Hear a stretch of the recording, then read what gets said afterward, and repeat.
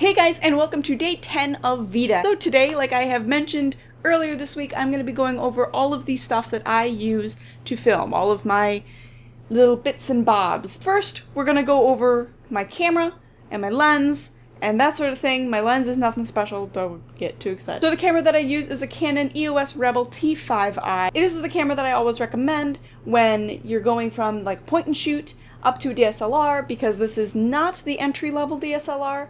It is like a step above the entry level, but you're going to get a lot more out of it, and I feel like that to me was worth it. That to me was worth a little bit of extra price. I am going to be upgrading my lens because I've been doing this for like 3 years now, and I feel like I kind of need to upgrade some stuff. Also, people like to spend money on their hobbies, and I am no different. I like to spend money on my hobbies. The lens that I'm currently using is the stock lens, 18 to 55mm lens. It is a nice lens. It's silent with autofocus, which is one of the reasons why I got it, is the motor in the lens is much quieter than in the other version of the camera. The T3i has a loud lens motor. The T5i has a little flip out screen, which was really handy because in my other camera I did not have a flip out screen, so I just kind of guesstimated. I'm also sitting it on an ancient tripod, which will be updated shortly. The next thing that I'm going to talk about is the thing that I'm currently using a little bit of, and it is this thing. Ooh. It is a Blue Yeti microphone. I love this microphone. It gives such awesome quality for the price. The price is like $200. The Blue company has quite a few other levels of microphone. I know a lot of people use and really like the Snowball. I've got my Yeti mounted on a shock mount, which is also sold by the company, and then also on a very heavy boom stand, because the actual base that the Yeti comes with has zero shock absorption at all. And so one of the main reasons why I wanted to get the shock mount is for when I was doing gaming videos and I like moved my mouse, it like made a deafening noise. I also have a webcam. It's a Logitech C920 that I use for Facecam for my gaming videos. And I have currently have it mounted on a little tripod. It's like a little desk tripod. It's called a Gorilla Grip Joby desk tripod, something like that. And I have it on that so that I can attach it to other places other than my computer top, so that I can get a better angle for the gaming videos, basically. Taking kind of a step back and going back to microphones, I also have a lavalier mic, and I have the Rode SmartLav Plus. Looks like this. It's got its little clippy doodad, and then the other end is just a headphone jack plug.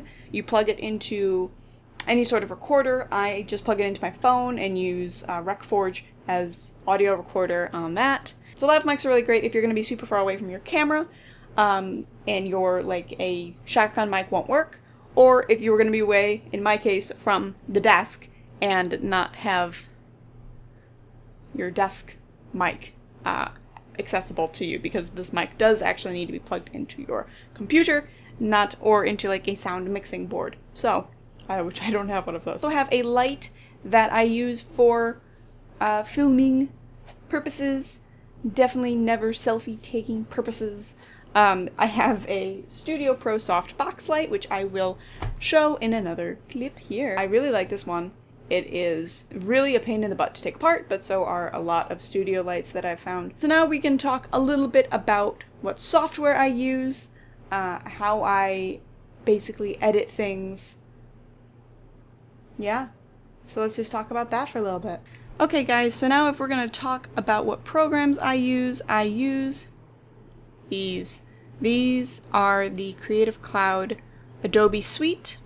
It is by far the best editing software I have used. I have used Vegas, I've used iMovie, I've used a little bit of Final Cut. I vastly prefer Premiere to all of those. So I would strongly recommend Premiere and After Effects and Photoshop. So I use Photoshop for doing thumbnails, Premiere for general editing of videos, and then After Effects for like intros and that sort of thing. If we think about the intro that I have for the Vita videos that I literally just made, because I was not prepared, obviously. This is After Effects, and this is how I get things to animate like that. So I know these things are available just kind of to download. I don't know why I decided to take like the hard route and learn how to make my own, but I did. So this is how I make these things, is through After Effects. The way I animated the rock cycle was through After Effects. So all of that sort of thing is through that. Premiere obviously is how I edit all of my videos, regardless of what kind. Wraps for my screen capture, and I use Audacity for my voice over things, which I don't have a lot of, but for like my gaming channel and stuff, I use that. My computer is a PC. It's a nice PC. I have something ridiculous like 32 gigabytes of RAM. I will try to put up pictures. It's not super exciting, but you guys might be interested. So that's what I edit with. I have my Razer mouse and keyboard, obviously, that I showed you in my office tour. So that just about wraps up all of the equipment that I use to film. If you have any questions about it, if I didn't cover something very well, which I probably didn't, leave them down below. If you have any questions about the software that I use, also leave those down below, because I love that stuff, and I think it is so fascinating to teach people what to do with it. So, if you have any questions, leave them down below. I will see you guys tomorrow with another video. Bye.